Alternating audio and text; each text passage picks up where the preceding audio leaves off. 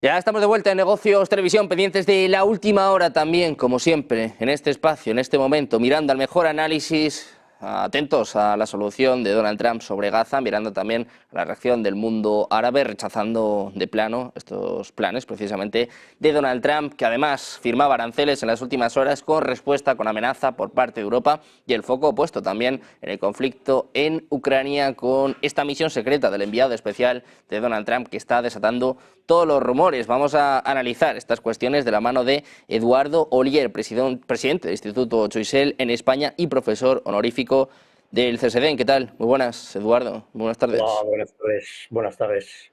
Pues encantados de tenerte por aquí, como digo, pues de nuevo con muchos temas que analizar. Si te parece, empezamos por las palabras del presidente de Estados Unidos, un Donald Trump que amenazaba con desatar el infierno en Gaza. Ayer Hamás cancelaba la entrega de rehenes para este sábado, hablaba de una violación del alto el fuego y el presidente de Estados Unidos ha salido al paso. Quiero saber qué opinas de estas palabras, de estas advertencias de Donald Trump.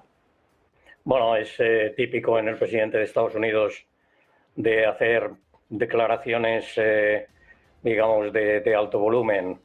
Es verdad que la guerra la guerra en Gaza, bueno, pues parece que es un sin acabar. Es decir, que cuando es algo que viene desde, yo creo, desde la creación del Estado de Israel en 1948. Es decir, que cuando parece que se ha llegado a un acuerdo, cuando parece que, bueno, que se calman las aguas, bueno, siempre sucede algo en el que se vuelve otra vez al conflicto. Es decir, que en este caso, bueno, pues será la excusa de que Israel no cumple o la excusa de que Hamás no cumple, bueno, y se volverá otra vez bueno, a recrudecer el conflicto. Es, como digo, un sin acabar. Es decir, por otro lado, yo me da la impresión de que Hamás necesita el conflicto para seguir, bueno, seguir en la escena internacional, porque en el momento en que ahí se tranquilizara la situación, bueno, jamás no tiene ningún sentido. Bueno, pues hablando de las amenazas de Donald Trump, también está pasando ya a los hechos con estos aranceles que ayer firmaba sobre el acero, sobre el aluminio, desatando bueno, reacciones en todo el mundo y también, en este caso, contramedidas por parte de Europa. En este sentido hablaba Ursula von der Leyen, después de muchos años rendidos un poco a lo que decía, a lo que pensaba Estados Unidos. Ahora parece que queremos plantar cara. Eduardo, ¿estamos a tiempo? ¿Se pueden tomar en serio en Estados Unidos unas amenazas de Europa? Bueno, yo en este caso las declaraciones políticas, bueno, son muy interesantes, pero hay que poner los números. Es decir, Estados Unidos tiene una balanza comercial negativa con respecto a Europa, a la Unión Europea, de unos 200.000 millones de dólares, pero cuando se analiza con un poco de detalle, se ve que, bueno, por ejemplo, Alemania en 2023, no tengo los datos del 24, pero en 2023 Alemania le vendió a Estados Unidos 80.000 millones más de lo que les compró. Si miro Italia, pues fueron 40.000 millones más. No digamos el caso, digamos, de, pues no sé, Irlanda, ¿no? Irlanda, con todas las tecnológicas que tiene, pues Irlanda está en positivo con respecto a Estados Unidos en 30.000 millones. Luego, bueno, son declaraciones políticas, pero me da la impresión de que en una guerra comercial abierta, Europa tiene mucho que perder. Europa, desgraciadamente, o los europeos no tenemos recursos energéticos, es decir, no hay hidrocarburos en Europa, ni gas ni petróleo, luego, por lo tanto, hay que importarlo. Y tecnológicamente, Europa está deprimida, es decir, salvo, yo diría, la compañía holandesa ASML, que es la que vende las máquinas para hacer las impresiones en los chips. Bueno, no tenemos tecnología de semiconductores, no tenemos tecnología.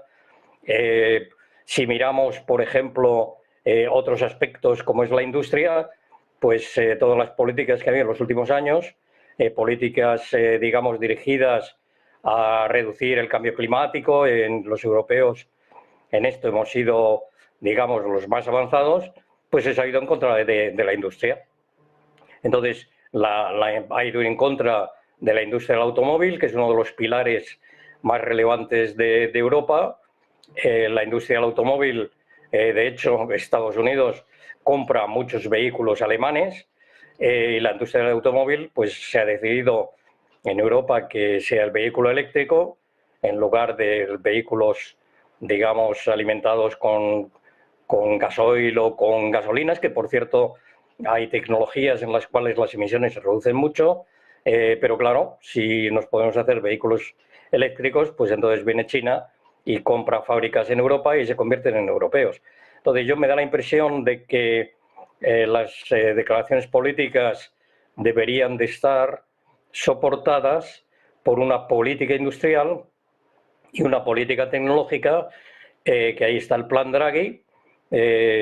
Si recordamos, bueno, pues solicitaba la inversión desde el año pasado a 2030 del 5% del Producto Interior Bruto europeo para ponernos a tono en industria, en energía, en tecnología de aquí a 2030, pero veo que bueno, el liderazgo político en la Comisión pues prefiere las palabras más que los hechos. De palabras y de hechos, Eduardo, te quiero preguntar también precisamente sobre la entrevista de Donald Trump, hablando sobre la situación en Ucrania. Decía que en algún momento podría ser parte de Rusia. Hablaba además de que quiere recuperar estos 500.000 millones de dólares invertidos. Habla de las tierras raras en una semana marcada por la conferencia de seguridad de Múnich, por la reunión de Zelensky con J.D. Vance. ¿Cómo se enterarán estas palabras, tanto en Ucrania como en Europa?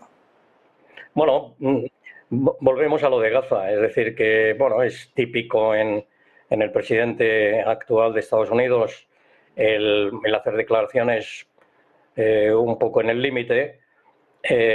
Mi impresión es que el mensaje es, bueno, acabemos con la guerra, que Rusia se quede más o menos donde está, que Ucrania no entre en la OTAN ni en la Unión Europea, que quede como, digamos, una zona neutral entre la OTAN y Rusia, y yo creo que va por ahí más bien las decisiones. Es decir, no sé si se hará en los próximos meses, pero yo creo que en este año se llegará a algún tipo de acuerdo. Volviendo a los números, es interesante, bueno, 500.000 millones no es la cifra, a mí me parece una exageración. En Estados Unidos no ha puesto 500.000 millones, yo creo que está sumando digamos, parte de lo que bueno, invierte en la OTAN. Hay que tener en cuenta que bueno, entre el 15 y 18% del presupuesto de la OTAN es de Estados Unidos, y el requisito será, bueno, oiga, los europeos pongan ustedes ahí la parte que les toca. Es decir, que Estados Unidos en Europa no se le pierde nada, a mi modo de ver, porque la guerra, entre comillas, es decir, o el conflicto, entre comillas, es Estados Unidos-China. Entonces, a mí me da la impresión de que está mirando a China y no tanto a Europa. O sea, que Europa se resuelva sus problemas, dejemos de financiar a Europa, y creo que va por ahí más bien el asunto. Es decir, y luego yo siempre me hago la pregunta con respecto a Ucrania, porque no han sido 500.000 millones, han sido alrededor de 300.000 millones de dólares entre la Unión Europea, Estados Unidos y otros países. ¿Dónde está esa cantidad enorme de financiación? Es decir, que no veo por ningún sitio, no sé qué ha hecho Ucrania o el gobierno ucraniano con esa cantidad enorme de fondos. Pendientes de Ucrania, de estas amenazas de Donald Trump, también de cómo se recoge este guante en Rusia. Eduardo, muchísimas gracias por estar con nosotros. Bueno, muchísimas gracias, Sergio. Muchas gracias.